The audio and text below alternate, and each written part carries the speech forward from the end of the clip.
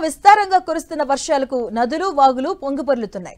ములుగు జిల్లా వాజోడిలోని బొగతా జలపాతం పరవలు తొక్కుతుంది. పాలనురగలు కక్కుతూ పర్యాటకులను ఆకట్టుకుంటుంది. తీవ్ర వర్ష ప్రభావంతో జలపాతం దగ్గర సందర్శనను అధికారులు నిలిపివేశారు.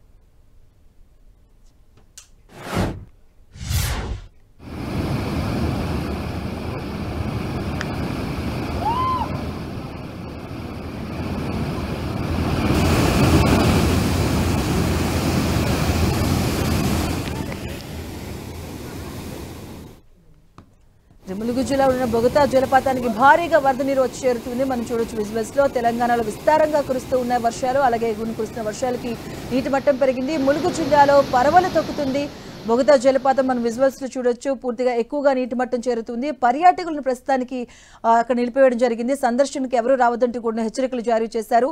జలపాతం ఎంత పరవలు తొక్కుతుందో మనం చూడొచ్చు.